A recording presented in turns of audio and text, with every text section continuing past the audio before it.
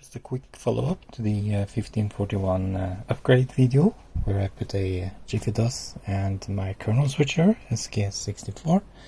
This is a 1541C and it has a 32K ROM, and therefore you need another type of board. So this is a modified soft shortboard version, so I'll show you that shortly.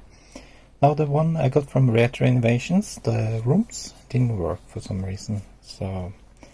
But now it's working. I'm getting Jiffy DOS, and that's great.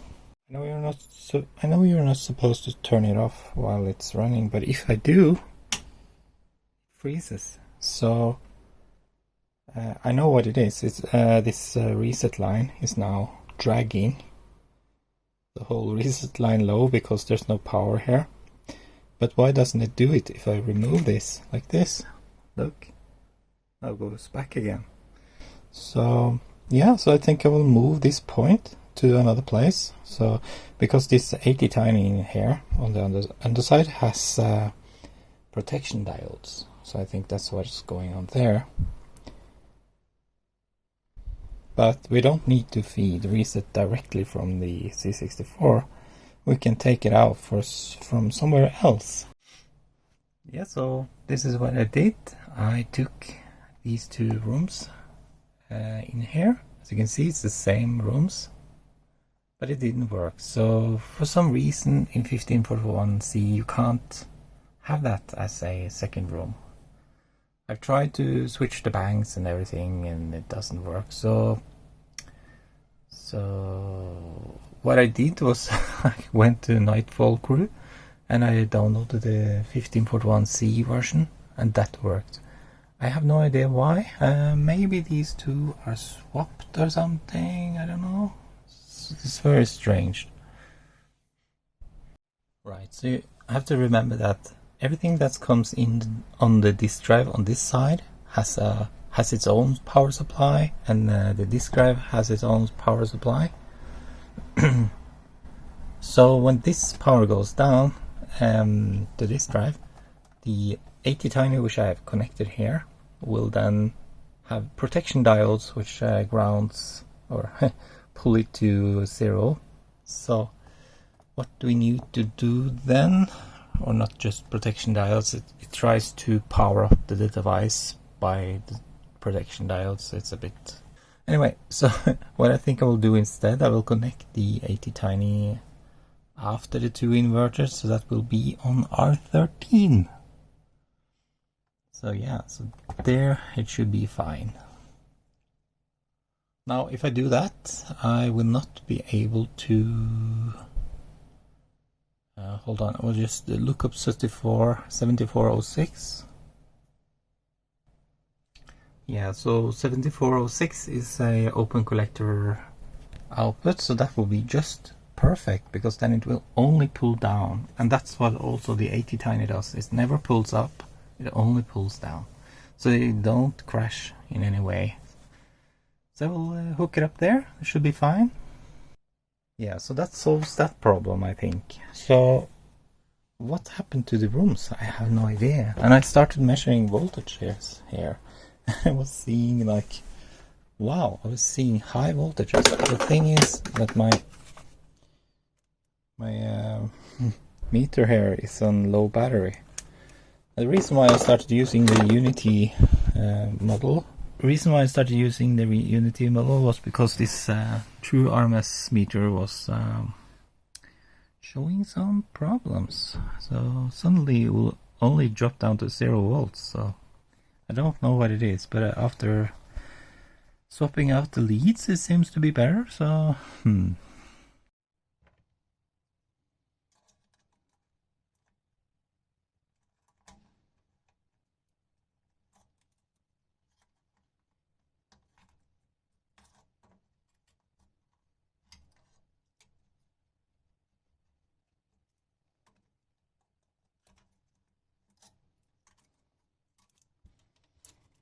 right, so I just wanted to show you what I did to this board to make everything work.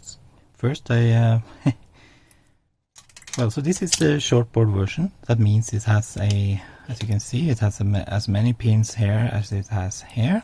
So it's a 28 to 28 adapter, because in the C64C version you have two kernels into one. You have basic and then the kernel. So what I did here is I bypassed this device here, the AND gate or NAND gate. I think it's AND gate. And the reason for that is because I don't want the AND gate to have a Jiffy doesn't bank 0, because it doesn't work that way, I think.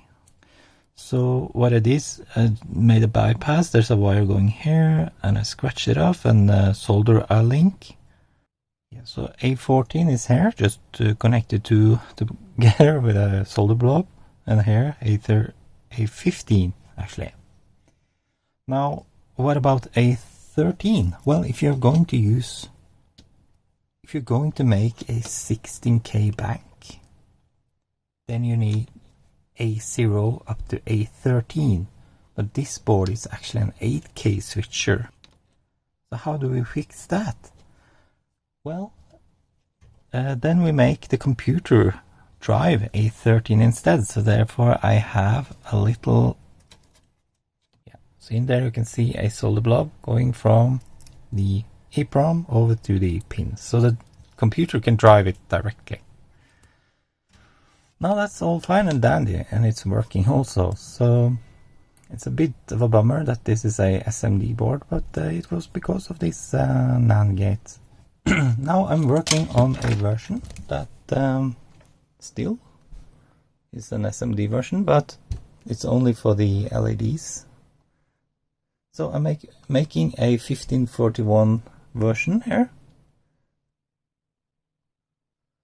And basically what I'm doing here, is that the driving, the kernel switching coming from the MCU or the microcontroller can bypass this chip, this AND chip with these. So I basically notified up here that if you're using a shortboard, you have to add U2. So this is the U2.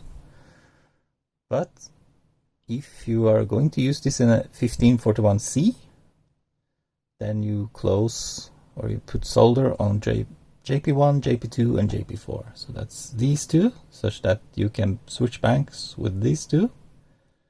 Well, actually you're not switching bank here, we're just holding these to 0, just in case you put in a 1512 room like I did, which has more banks than it actually needs, because they're not supposed to do that. You're supposed to use 256 rooms. That was the digression. And then here, this one just lets the computer drive A13 directly. So that's the change, and I've actually implemented them already, so it's better to see it in 3D view probably. So if you go on the back side here, I had it underneath the microcontroller here, but I thought maybe it was better to just put them around like this. You put a solder blob there, and there, and you have yourself a switchless kernel switcher for the 5141C. Really cool. So that's it. So I will order boards. I don't know if I will do it right away, because everything seems to be working right. Or I have 0 unrouted. If I run DRC, just shows the courtyard thing. That's all the errors I get. It just means that I have a footprint inside the footprint here, the microcontroller and this pin list thing. But that's okay. And now I will move this one just for kicks. See, I will move that one down to here, I think, which is A13. Which means that when I turn this off, it shouldn't pull the C64 to a halt. Let's try that. By the way, I don't remember if I saw. Yeah, I probably told you that this one was replaced. I will shut up now. Let's see.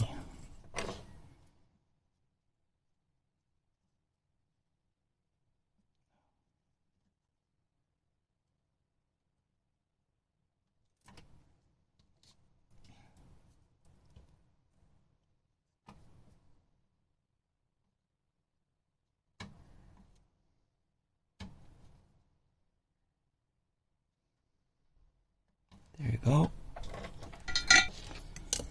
This 1541C adapter with my clunky modifications, and then we just put it onto reset here. Let's try it again. So what I'm going to test now is turning off the drive while the C64 is on.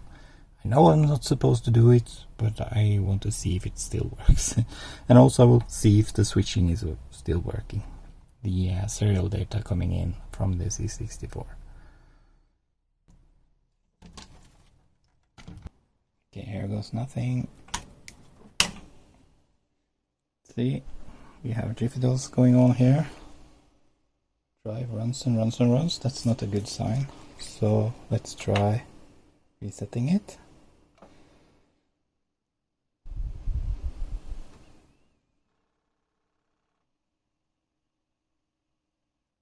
That works fine. So something happened to the automatic reset, I think. But anyway, now you can see it's running. So if I now turn it off, you can hear the click. And the C64 is still running. So my theory is correct here. And now I'm turning it on, and it stops spinning. So that's good. I don't know why it didn't work to begin with. So if I now press at, you can see that we have DOS. That's one thing I need to iron out of this problem. But if I reset it, like just like this, let's see.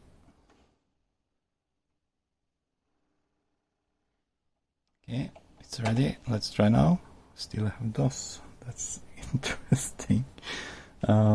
Maybe I put GFDOS in the wrong area of the room or something. So let's try C64 datal. Yeah, I think I know what's going on here.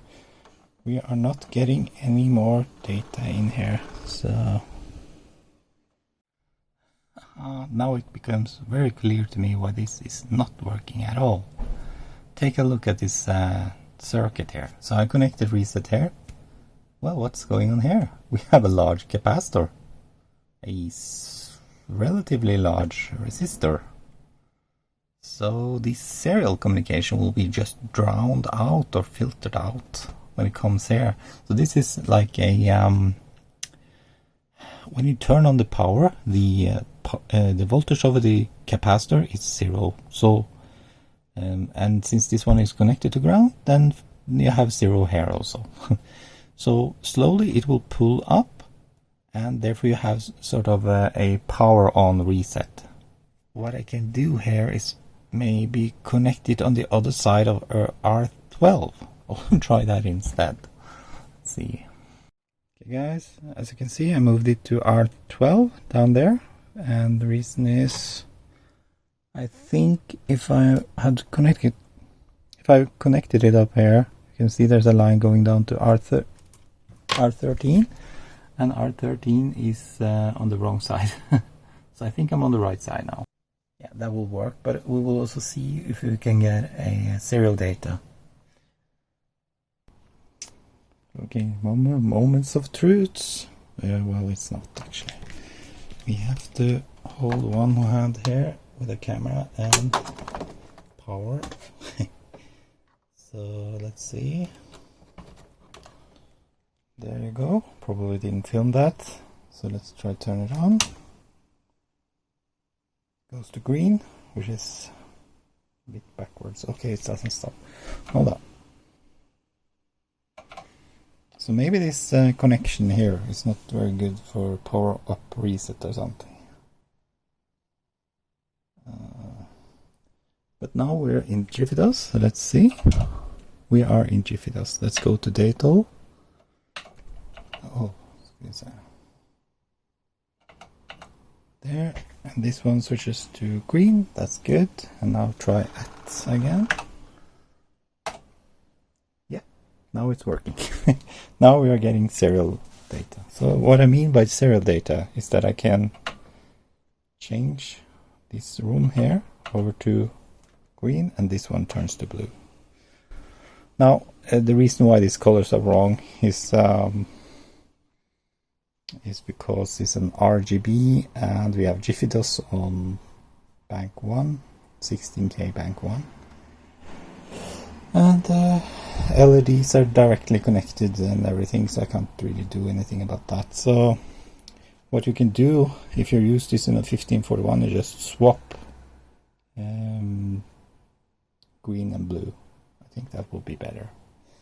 So yeah, so you know, I'm using an 80 Tiny with a 6 IO, so I don't have the luxury to just select what color comes out here. So that's the reason. Yeah, so now it's interesting to see this drive actually performs any better, because I was, without knowing it, using Jiffy DOS on the C64, and this one has CBM DOS. So now it has Jiffy DOS, and let's see if it works. Take Rocket Smash here. It has a couple of games on the underside of the drive. It's from Cytronic. Also now I got rid of the fan, by the way, because I don't think I need it anymore. So let's see. I also learned from Okurka that you can do shift run stop. Well, now I'm just loading the first game, so let's see if it's actually any faster. No, it's actually, is it supposed to go like this? It wobbles a lot. Well, that was pretty fast. Under 15 seconds. Okay, so let's try reset. Like this. Drive reset. Okay, let's do a listing. F1. Then there's a invert final. I thought that was a fun game actually. So let's try that. Enter.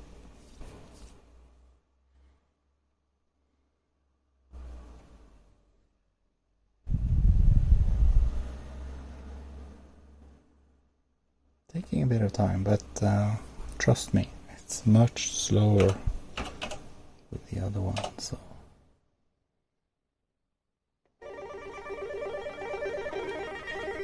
yeah, by the way, I put the arm seat in here. So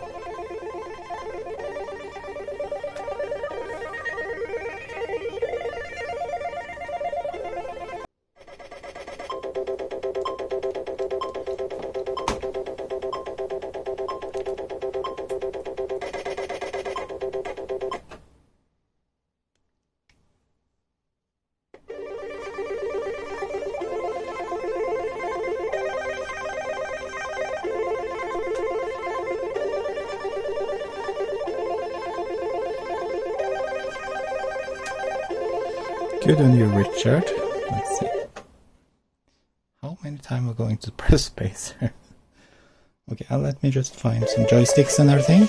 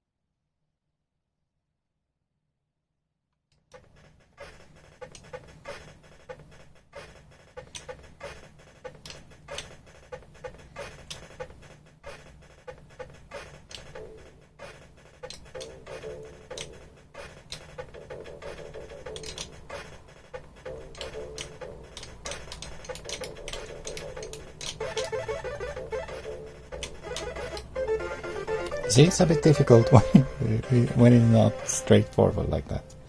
So when you go back, you get a inversion. They have to fix again. So I'm by no means an expert on this. So And there's like these bombs everywhere. I can't leave that one. Oh. See? Oh, there's the bomb.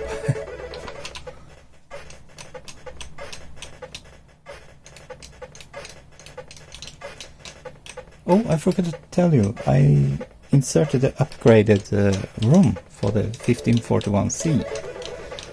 Yeah, so it has a number of bug fixes. I had the 01 ROM, but there was a 02 ROM from 1986, believe it or not. So,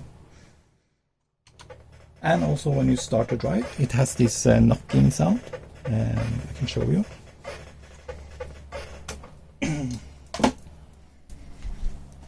But it's a lot less noisy now.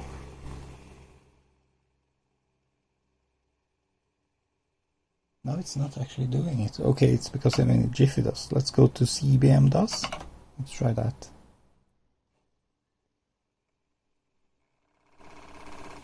There you can see it's almost inaudible. So that's really nice because the original firmware has a really now loud locking noise. Yeah, so thank you very much for watching. Just a short video for you. So, little update. So, bye bye.